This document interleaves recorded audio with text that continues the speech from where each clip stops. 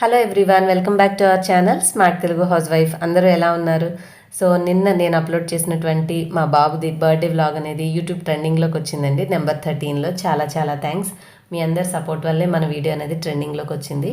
ఆ వీడియోలో నేను గులాబ్ జామున్ కూడా చేసింది ఇంట్లోనే అని చెప్పిన వాటికి గోధుమ పిండితో ఎలా చేశారో చెప్పండి అని అడిగారు. సో మీ అందరూ రిక్వెస్ట్ చేశారు కాబట్టి ఈ హోమ్ మేడ్ పౌడర్తో చేసినటువంటి జ్యూసీ గులాబ్ జామున్ ఎలా చేయాలో ఇవాళ రెసిపీలో చూసేసేద్దాం.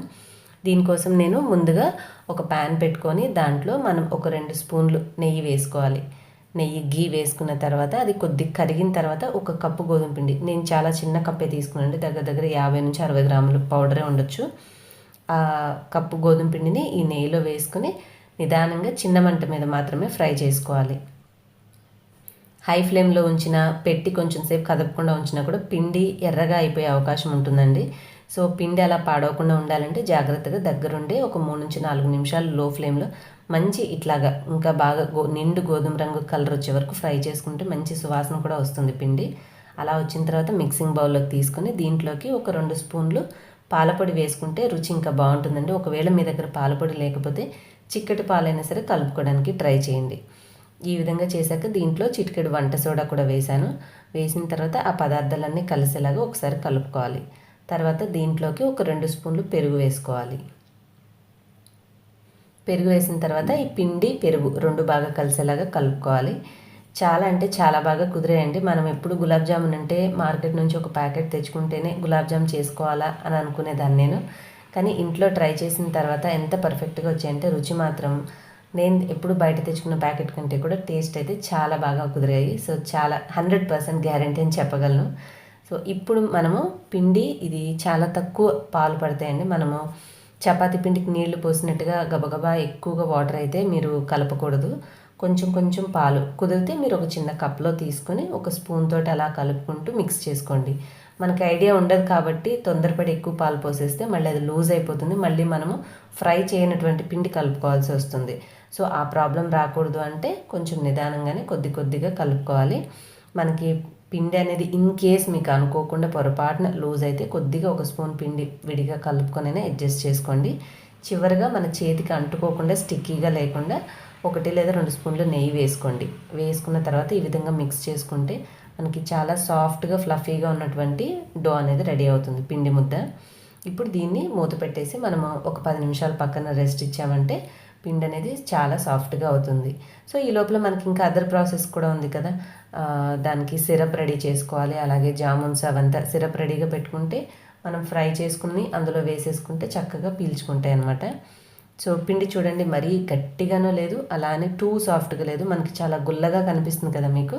సో ఇట్లా రావాలి. ఇప్పుడు దీన్ని మూత పెట్టేసి మనం ఒక పక్కన పెట్టేసుకుందాము. ఒక 10 నిమిషాల తర్వాత తీసి చూసుకుంటే మనకి చాలా సాఫ్ట్గా గుల్లగా ఉంటుందండి పిండి. అంటే మనకి ఇట్లా పట్టుకుంటేనే తునిగిపోయేలాగా మనకి రెడీ అవుతుందన్నమాట. కొద్దిగా తీసుకొని మీకు బాల్స్ లాగా అంటే రౌండ్గా గుండ్రటి షేప్ కావాలా లేదంటే ఓవెల్ షేప్ కావాలా. ఆల్మోస్ట్ నేను ఎప్పుడు రౌండ్గానే చేస్తాను కాబట్టి ఈసారి కొద్దిగా ఓవెల్ షేప్లో చేశానండి. అంటే కోడిగుడ్డ ఆకారంలో తయారు చేశాను అనమాట. దీనివల్ల ఉన్న బెనిఫిట్ ఏంటంటే గుండ్రంగా ఉంటే మనకి సిరప్ బాగా ఫుల్గా ఉంటేనే పీల్చుకోవడానికి అవకాశం ఉంటుంది. ఈ షేప్లో చేయడం వల్ల ఏంటంటే బౌల్లో ఒక లెవెల్కి మనకి సిరప్ ఉన్నా కూడా దాన్ని అటు ఇటు మనము కొంచెం కదుపుకుంటే సిరప్ అంతా కూడా పీల్చుకోవడానికి జామున్స్లోకి చాలా యూస్ఫుల్గా ఉంటుంది. అంటే తక్కువ సిరప్తో కూడా మనము జామున్స్ అన్నీ కూడా మంచిగా అవి రెడీ అయ్యేలాగా చేసుకోవచ్చు అనమాట. అది నాకు కొంచెం బెనిఫిట్ అనిపించింది ఈ షేప్ వల్ల. అందుకని ఈసారి ఇలాగ ట్రై చేశాను. సో మనము చేతికి కొద్దిగా నెయ్యి రాసుకొని ట్రై చేస్తే ఏంటంటే ఒట్టి పిండి చేస్తూ ఉంటే మనకి మడతలుగా కనిపిస్తుంది. ఆ క్రాక్స్ అనేవి లేకుండా ఇలా మృదువుగా ఉండేలాగా అన్నిటిని రెడీ చేసి పక్కన పెట్టుకోవాలి. ఇప్పుడు ఒక మనము గిన్నెలో 3 కప్పులు షుగర్ తీసుకోవాలి. మనం 1 కప్పు పిండికి 3 కప్పులు షుగర్ తీసుకోవాలండి. తీసుకొని 1 గ్లాసున్నర వాటర్, ఎక్కువ తీసుకోవాల్సిన అవసరం లేదు. అండ్ ఈ సిరప్ తయారు చేసుకోవడం కూడా చాలా ఇంపార్టెంట్. కరెక్ట్గా 3 కప్పుల షుగర్కి మనకి 1.5 గ్లాస్ వాటర్ అయితే సరిపోతుంది. ఇది కూడా కరిగే వరకు ఒకసారి మనం మంచిగా గరిటెతో కలుపుకోవాలి. నిదానంగా ఇప్పుడు మనకి మరగడం స్టార్ట్ అయ్యే వరకు మంటని హై ఫ్లేమ్లో ఉంచుకోవాలండి. ఇలాగ మిక్స్ చేసుకుంటూ ఉంటే నిదానంగా షుగర్ అనేది దీంట్లో కలిసిపోతుంది.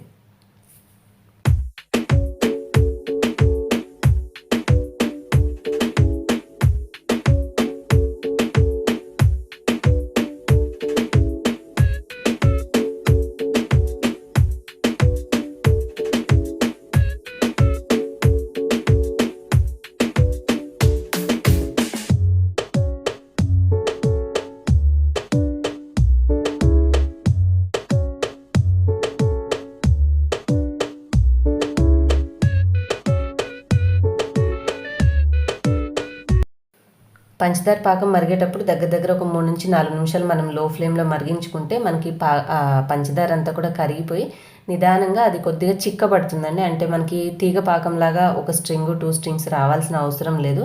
2 తీగలు ఒక తీగ అని కొద్దిగా మనం అట్లా టచ్ చేస్తే ఏంటంటే అతుక్కున్నట్టుగా ఉంటే అది వచ్చేసినట్టే. ఇప్పుడు ఒక 2 యాలకులు దంచి దాంట్లో పొడి వేసేసి కొద్దిగా చివర్లో నేను కొంచెం ఫుడ్ కలర్ యాడ్ చేశాను. మీకు ఇష్టం లేకపోతే స్కిప్ చేయొచ్చు. రేర్గా చేసుకునే రెసిపీస్ కొంచెం కలర్ఫుల్గా ఉండాలనే ఉద్దేశంతో నేను కొద్దిగా చిటికెడు ఫుడ్ కలర్ అనేది వేశాను. ఇలా తయారు చేసుకున్నాక సిరప్ని పక్కన పెట్టేసేసుకోవాలి. మనకి జామున్స్ కూడా ఫ్రై అవ్వడానికి ఎక్కువ సమయం ఏం పట్టదండి. సో నేను కొంచెం డీప్ ఫ్రైకి ఆయిల్ తీసుకొని ఇవన్నీ కూడా నిదానంగా దీంట్లో వేసుకుంటున్నాను. మనం పిండి కలిపేటప్పుడే మంచిగా నెయ్యి అంతా వేసున్నాం కాబట్టి మనకి జామున్స్ ఫ్రై అవ్వడానికి ఎక్కువసేపు పట్టవు. అలాగే ఎక్కువ నూనె కూడా పీల్చుకోవు. దగ్గరుండి మనము ఒక నిమిషంన్నరలో మనకి జామున్స్ అనేవి ఫ్రై అయిపోయాయండి. సో అలానే హై ఫ్లేమ్లో కాదు, లో ఫ్లేమ్లో ఉంచుకుని నిదానంగా ఫ్రై చేసుకోవాలి. అప్పుడే లోపల నుంచి కూడా మనకి జామున్ అనేది ఫ్రై అవుతుంది. హై ఫ్లేమ్లో పెట్టారంటే వెంటనే అవి కలర్ వచ్చేసేసి మాడిపోయినట్టుగా ముదురు రంగులోకి వచ్చేస్తాయి. కాబట్టి ఈ జాగ్రత్త తీసుకోవాలి. నూనె కాస్త పెట్టి మీడియంలో వేడెక్కిన తర్వాత మాత్రమే జామున్స్ వేసి కొంచెం కొంచెం కలుపుకుంటూ ఉండాలి అటు ఇటు. ఇలా చేయడం వల్ల ఏంటంటే ఒకే చోట అవి ఎక్కువగా కాలిపోకుండా మనకి సమానంగా కాలుతాయి. తర్వాత నిదానంగా చూసి మంచిగా గోల్డెన్ కలర్ బ్రౌన్గా వచ్చినప్పుడు తీసేసుకోవడమే. తీసేసి వాటిని మనం పక్కన ఉంచుకున్నటువంటి రెడీ చేసుకున్న పాకంలో వేసుకోవాలి. అందుకనే ముందుగా పాకం రెడీ చేసి ఉంచుకుంటే మనకి జామున్స్ రెడీ అయిపోగానే ఆ వేడివేడి పాకంలో వేసేస్తే వేడికి త్వరగా పీల్చుకుని మనకి లోపల వరకు జ్యూసీగా వస్తాయి. సో ఇప్పుడు నేను మిగిలిన వాటిని కూడా రెడీ చేసేస్తున్నాను.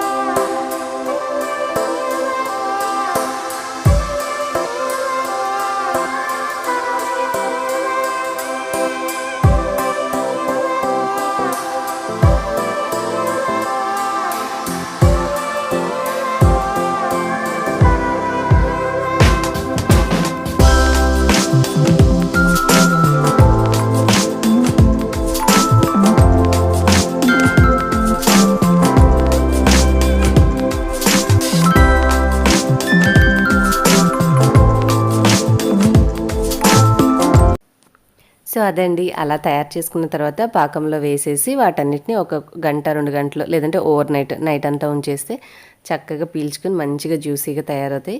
మీరు నెక్స్ట్ డే ఉందనుకుంటే ముందు రోజు సాయంత్రం చేసేసి ఉంచారంటే నెక్స్ట్ డే మార్నింగ్కి పర్ఫెక్ట్గా రెడీ అవుతాయి. తప్పకుండా ట్రై చేయండి ఈ రెసిపీ. అలాగే మీకు ఎలా కుదిరిందో కూడా నాతో కామెంట్స్లో షేర్ చేయండి. అలాగే ఈ వీడియో నచ్చితే లైక్ చేసి షేర్ చేసి మీరు మరిన్ని వీడియోస్ చూడాలనుకుంటే సబ్స్క్రైబ్ చేసుకోవడం మాత్రం మర్చిపోవద్దు. సో ఒక చిన్న స్నాప్ అనమాట, మా అబ్బాయి బర్త్డే పార్టీలో చేసింది. మీకు చిన్న క్లిప్పింగ్ అనేది చూపిస్తున్నాను.